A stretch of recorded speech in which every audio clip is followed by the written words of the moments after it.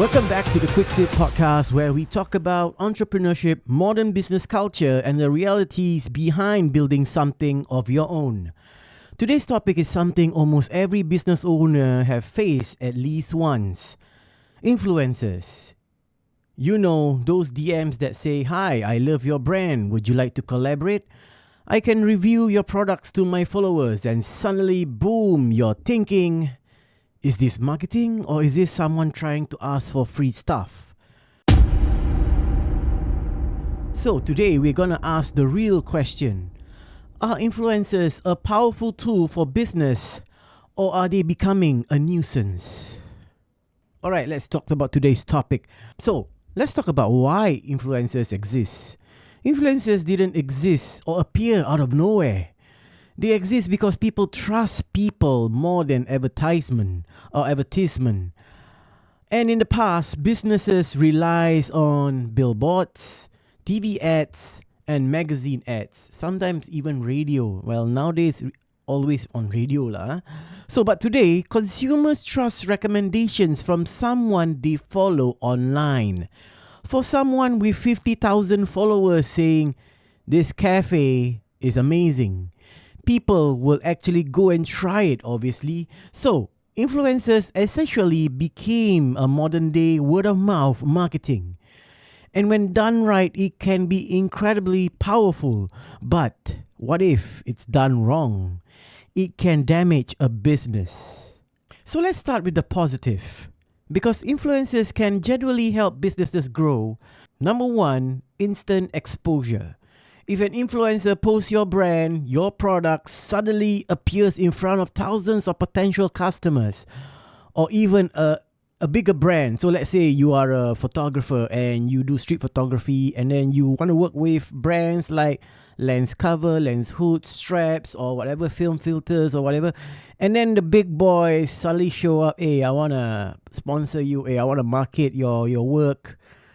For a small business or for a small brand such as yourself, remember your name is a brand. That's huge, you know. So imagine spending thousands of dollars on ads versus one influencer post reaching the same audience. Number two, social proof. Humans, in fact, follow crowd. You look at your friends at work when they talk about the food. Hey, I tried this food at Geylang. The bazaar, very nice. This chicken. Then your friend be like, "Hey, where? Which part of Geylang? Oh, this part. Oh, okay, I'll go there tonight. Maybe I go with my husband." So, when people see people recommending a product, it builds trust instantly. And even so, if you are buddies. And that is a powerful marketing psychology. And number three, content creation. Another big effort or big benefit. Influencers create professional content for your brand. Photos, videos, reels, and review. Many businesses even reuse this visual for their own marketing. In some ways, influencers become content creators for brands. Number four, access to new market. Sometimes influencers introduce your brand into a completely new audience. For example, a halal restaurant might collaborate with a Muslim lifestyle influencer. Suddenly, that influencer bring in a very targeted audience. That's valuable. You can't expect to bring in a Chinese influencer into a Muslim restaurant or halal restaurant. So you have to remember what are your target audience. Again, that's valuable. So let's talk about the pros and cons of an influencer. Now, let's talk on the other side of the coin. Because influencers marketing can go very wrong. Number one, fake followers. One of the biggest problems today is fake audience.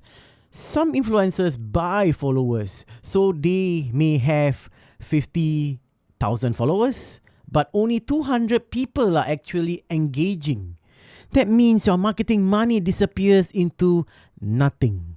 Number two, the freebie culture. Many small businesses complain about this. Influencers asking for free meals, free services, free product in exchange for a review. But here's the problem. The free review doesn't guarantee sales. So businesses sometimes lose money instead of gaining exposure. So remember, Sometimes the free culture, the freebie culture works. Sometimes it doesn't. Number 3, dishonest review. Number 3, another issue with fake positivity. Some influencers praise everything, like going to the restaurant.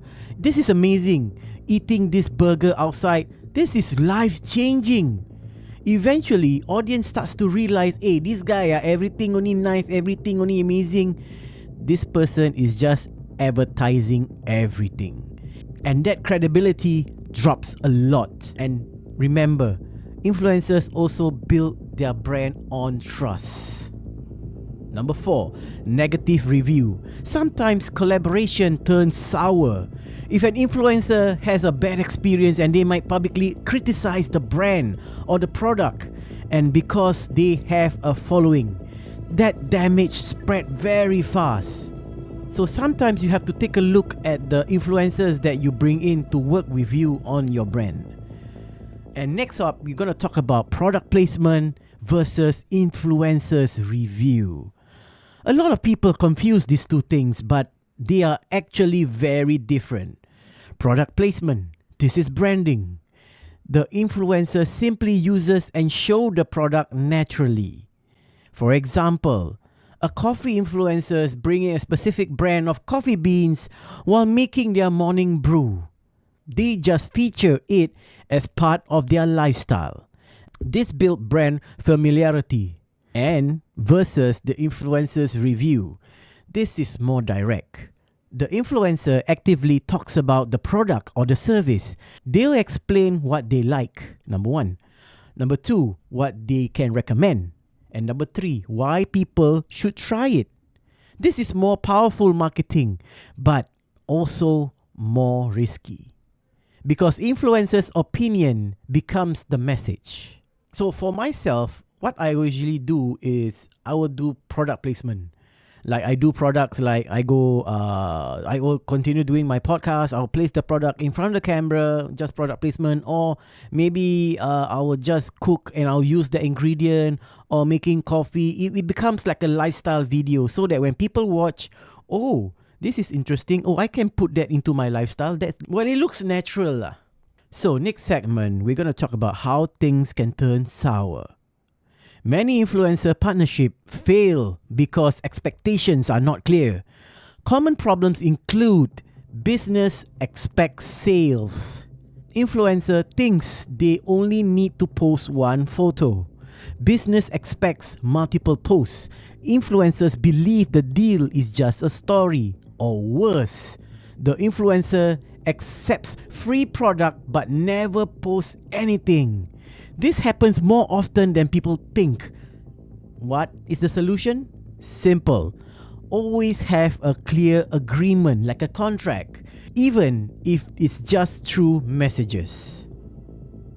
Okay, let's talk about the red flag. The red flag of a bad influencer. If you are a business owner, watch out for these signs. Number 1, engagement doesn't match followers. If someone has 100,000 followers, but they only have 50 likes per post, that is also suspicious. Number 2, no niche. Good influencers usually focus on category. You look at their feed, they specialize on food, they specialize on fitness, business, or even travel. If someone promotes everything under the sun, their audience probably think, okay, this guy is not a so-called expert in this field. Maybe I look for other influencers. Number 3, constantly asking for free. Influencers who message many businesses asking for free items without offering real value.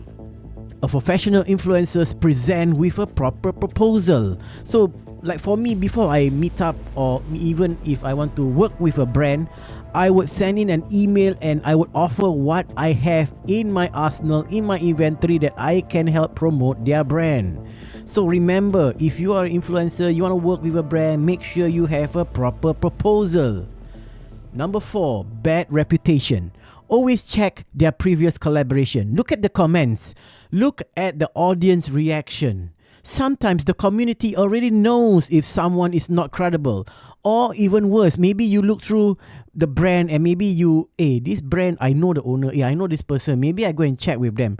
Do you work with this guy A? How is his work? How is he how is his delivery? Is it good? Maybe you can ask them, you do a bit of research.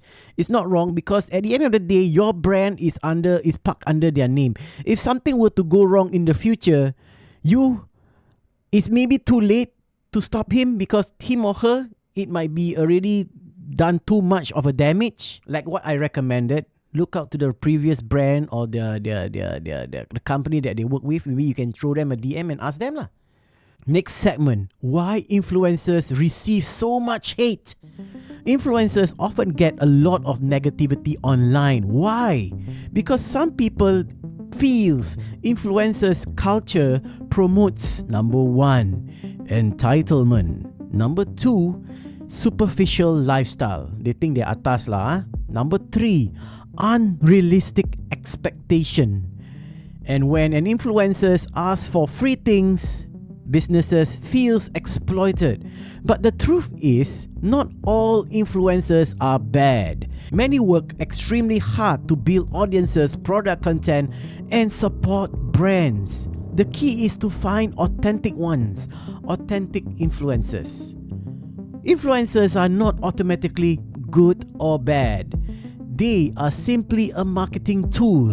Like a tool, if used correctly, it can grow your brand. If used poorly, it can waste time and money. For business owner, the real question is, should I work with influencers? The real question is, am I choosing the right influencers?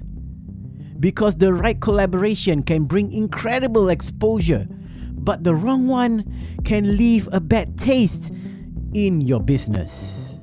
So let us know what you think. Have you ever worked with bad influencers before? Did it help your business? Did it go terribly wrong? We want to hear your stories. This is a Quick Sip podcast where we talk about businesses, real experience, and the lessons behind entrepreneurship. And remember, sometimes success isn't about having the loudest marketing. It's about having the most genuine voice.